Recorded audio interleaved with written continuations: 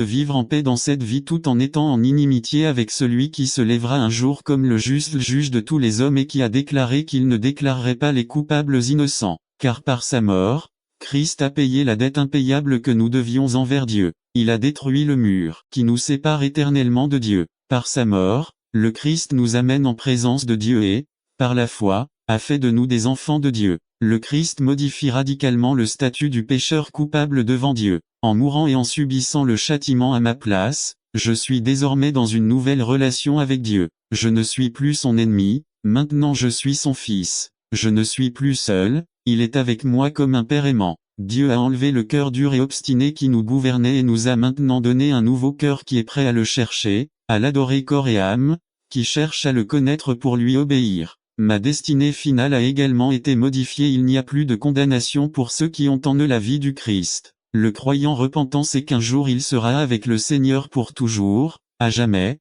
près de lui. Il n'est pas étonnant que Christ ait voulu mourir pour les pécheurs. 2. Changement dans notre marche quotidienne devant Dieu. Cela nous enseigne enseigner, c'est instruire, c'est entraîner à faire quelque chose. Le salut pas seulement un événement passé, mais un changement radical qui s'opère chaque jour. Dites non à l'impiété, la disposition fondamentale d'une vie étrangère à Dieu, ignorer volontairement sa présence dans mon monde.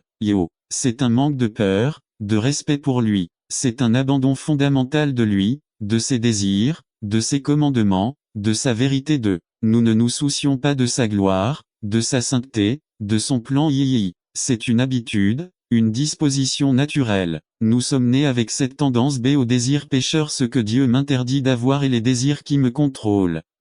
F2, 3 Nous vivions contrôlés par les désirs de notre nature pécheresse de. Sgo 4 Il dit que ce sont les passions, désirs et les pensées qui contrôlent le comportement des gens. N'attendez pas qu'il soit trop tard. Devenez membre de la chaîne Today et bénéficiez de réconfort et de soutien dans les moments difficiles. Cliquez sur le lien dans la description de la vidéo 9 mars. Avril 2024 page 3 Vous voulez quelque chose et vous ne vous arrêtez pas tant que vous ne l'avez pas atteint. Ce n'est pas l'environnement, le passé, vos gènes, vos besoins les désirs de la nature pécheresse se manifestent par une variété de mauvais fruits. Marc 7 21 à 23 = 5, 16 à 21 Nive. Ceux qui suivent les désirs corrompus de la nature humaine méprisent l'autorité du Seigneur. 2 Pierre 2, Div principe d'influence inéluctable. Tout ce qui contrôle votre cœur exercera une influence inéluctable sur votre comportement, et votre vie. C'est Dieu met sa grâce à notre disposition pour que nous puissions renoncer à vivre ainsi. Dieu nous appelle à rompre avec ce style de vie,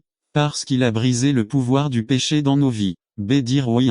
Beaucoup pensent que la vie chrétienne consiste principalement